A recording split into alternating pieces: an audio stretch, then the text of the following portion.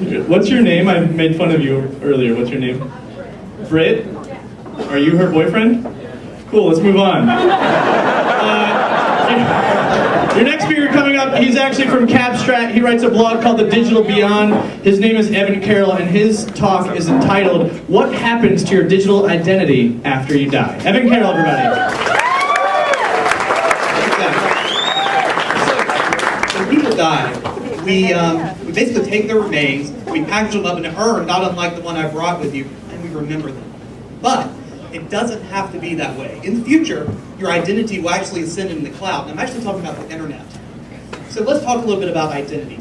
Each of us has a rich personal identity, one that is projected with any interaction we make with someone. And each of those interactions are actually, have records like a photograph or recording. And those are actually artifacts. And these artifacts, when you look at them collectively, they serve as a record of your identity. And so when we preserve those artifacts, we can essentially preserve your identity. Now, it used to be that your artifacts were all around you. There are physical things like books and paper.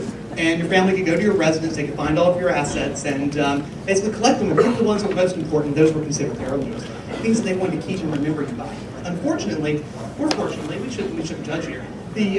Those heirlooms are becoming very much digital. You know, your home movies may be on YouTube, and your videos may be on Flickr. Excuse me. Yeah, close enough. Anyway, anyways, this comes with a whole new set of problems. See, digital files, they're both everywhere and nowhere at once. They're resilient yet fragile. They depend upon the medium in which they are stored. So the first thing we have to consider is access to your digital assets, or awareness actually. So if we don't know, or if your survivors don't know exactly what you have, then they can take no steps to save you. Second, when you think about access. So if, say, your survivors don't know your passwords, or if they have no way of getting your passwords, suddenly those things that may be very precious to them are lost. Third, we also have to think about it'll tell me here in a moment. And we're waiting. Something's going to pop up here. Ownership, yes, ownership. So each site you have is governed by a specific set of specific terms of service.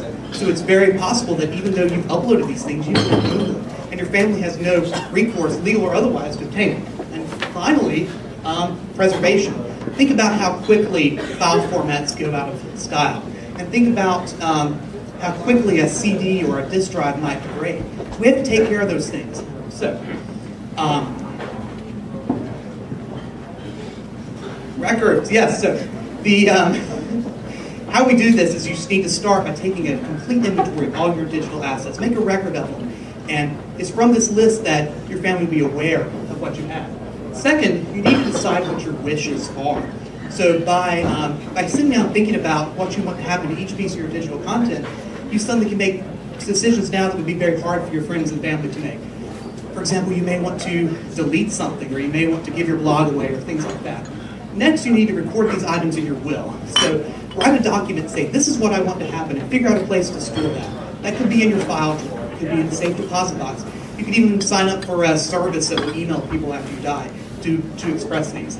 And finally, you need to determine an executor, someone who will actually take these actions for you, because you won't be there to push the button. And you've got to make sure that your executor is not only able to do what you want, but is willing to do it, even if that's pressing delete. So, you may be asking, why we should bother, and this sounds like a lot of work, and it is. But one day, you'll be sitting over there in the urn and you might not care. But the fact is, you do indeed care, because some things have changed. First of all, the way we grieve has changed. You'll notice that people use Facebook walls as memorials now. There are whole sites dedicated to someone's memory. There are also, we've even heard about a funeral in World of Warcraft. Too bad our rival clan decided to mess things up, if you know what I mean. Next, we have to think about the potential for how we remember our family. What if, 30 years from now, my great-great-grandson, or however long it's going to be, could look back at my content and say, oh, that's what he was like. And that's a real opportunity that we don't have right now. And finally, there's a new way that the future can understand the past. Say, for instance, we look now at ancient ruins of cities to determine what old societies were like. People will be looking back at our emails to understand what we were like. So, I'm going to try to stitch all of these random words together for you here in a moment whenever the rest of my words show up. Yes, you can overcome the problems of awareness, access, ownership, and preservation of your digital heirlooms by naming your executor with a complete record of your wishes. The artifacts of your identity will live forever in the cloud so that your friends can grieve, your family can remember, and the future can understand the past. Or, more simply, so that you can become immortal. Thank you. Evan Carroll. Did you see that? We just hugged. Evan and I hugged. I gave up on Elizabeth about 5 minutes ago. Sorry. See you tomorrow morning.